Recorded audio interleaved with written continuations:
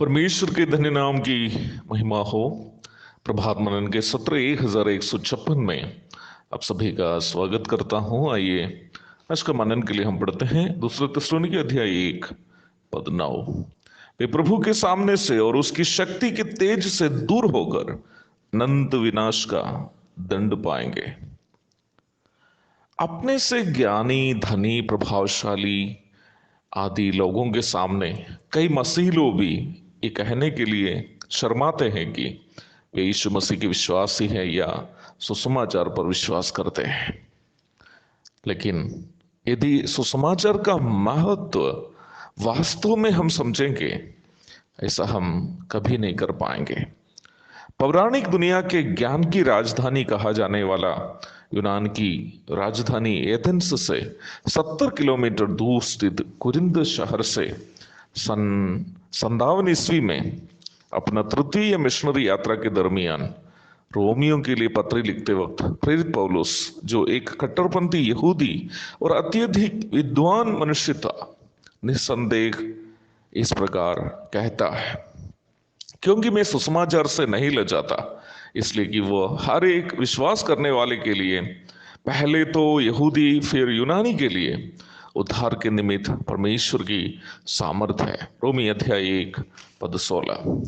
सुसमाचार स्वयं परमेश्वर का पुत्र यीशु मसीह है। वो केवल एक संदेश नहीं है। यीशु मसीह का कुंवारी जन्म, पवित्र जीवन, प्रायश्चित मृत्यु, पुनरुत्थान आदि के माध्यम से मनुष्य को मिलने वाला उद्धार उसका सारांश है। सुसमाचार पापी मनुष्य से प्रेम करने वाला पवित्र परमेश्वर के प्रेम की कहानी है।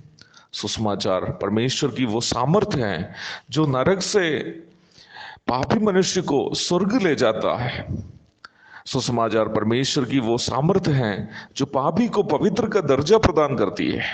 सुसमाचार परमेश्वर की वो सामर्थ्य है जो परमेश्वर के दुश्मनों को परमेश्वर की संतान बनाती है। सुसमाचार परमेश्वर की वो सामर्थ्य है जो मृत्यु के भय में जीवन बिताने वाले को अनंत जीवन के भागीदार बनाती है। सुसमाचार परमेश्वर की वो सामर्थ्य है जो शैतान के गुलामों को परमेश्वर के मंदिर बनाती है, जिसमें परमेश्वर का आत्मा वास करता है। सुसमाचार परमेश्वर की वो सामर्थ्य है जो परमेश्वर के निंदकों को परमेश्वर के आराधक बनाती है। सुसमाचार परमेश्वर की वो सामर्थ्य है जो संसार के नीचों और तुच्छों को परमेश्वर के राजकीय पदाधिकारी और याजकों का समाज बनाती है। सुसमाचार परमेश्वर की वो सामर्थ्य है जो संसार के अयोग्यों को परमेश्वर के घराने के सदस्य बनाती है।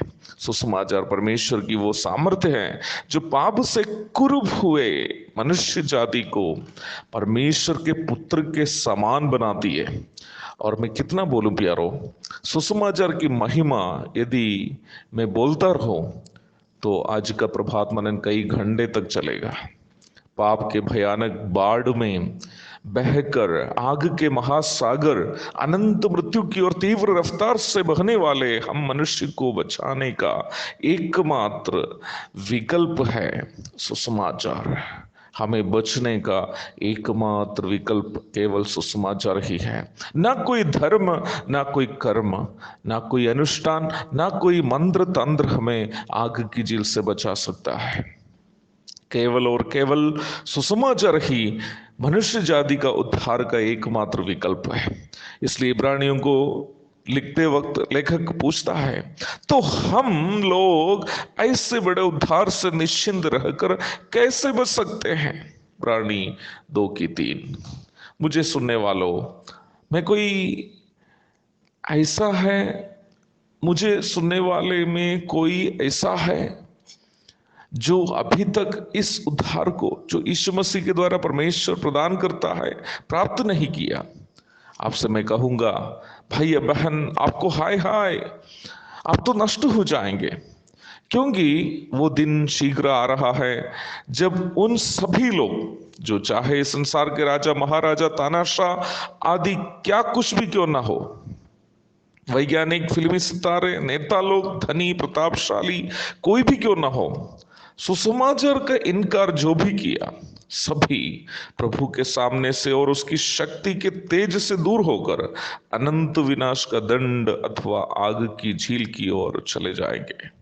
परंतु हम जो दीन और दरिद्र, हीन और अयोग्य, जो सुसमाचार पर विश्वास किया, जो परमेश्वर की सामर्थ्य है, प्रभु के साथ महिमा में अनंत काल राज करेंगे। कितनी धन्य आशा है हमारी। प्रभु के धन्य नाम की महिमा हो। आमीन।